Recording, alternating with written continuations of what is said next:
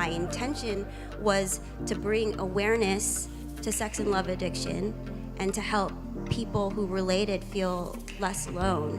And, once I heard about sex and love addiction from a friend, and I started going to meetings, I just could not believe that it wasn't talked about more. What is happening with art, what has happened with art, this commodification of art to the degree that we the public, are not seeing it, I feel very strongly that that's awful, that's bad. What is the art we're not getting access to that is the art of our age that is not quote-unquote market art?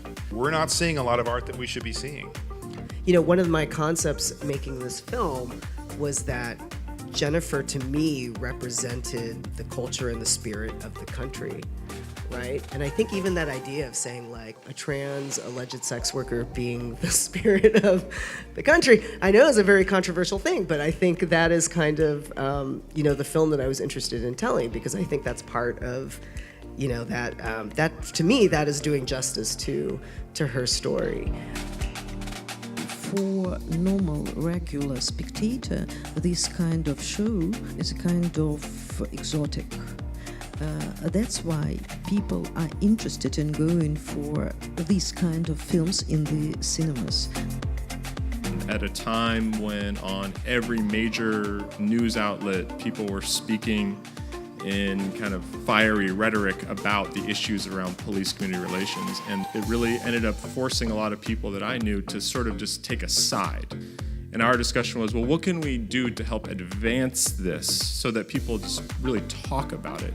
And we thought that maybe a documentary would be the way to make it kind of a conversation starter about this really pretty layered, complex issue, which the goal was to show how layered and complex it is in this film. I thought that being a TV writer would involve a lot more time spent writing. It's actually a lot more producing. It's all story oriented, but I say in terms of, like, when I was describing my day to you, I realized afterwards that I didn't even talk about sitting down at a laptop and writing a script. And that's because it really ends up being about 10 or 15% of my time but at the end of the day, that's kind of the most important thing to keep a show going, is good scripts delivered on time. There's different parts of this industry, but if you want to get into comedy writing, the people I know that did it all did it in different ways. But what they did is either their improv group or their sketch group, they found a group of people that they thought were great. They worked with them, and then someone pushed through. And someone in that group is gonna make it, and they're gonna be the person that introduces you to their agent. It just putting your stuff out there is something that didn't used to help a lot because there weren't so many avenues to do it. But now, you can, if you write great jokes, you can put them on Twitter. If you write great sketches, you can put them on YouTube. Make sure your stuff is out there for people to see. And there's a ton of content out there, but a lot of it's not great. Like, the good stuff really will be seen.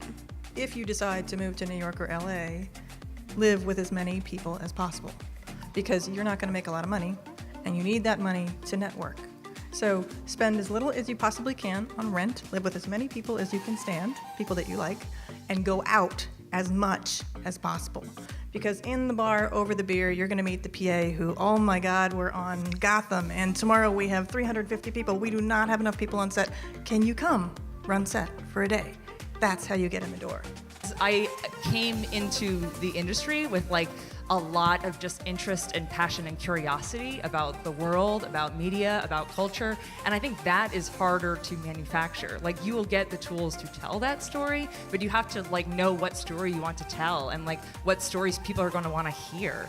So I think that's this kind of nebulous value that I got out of a liberal arts education.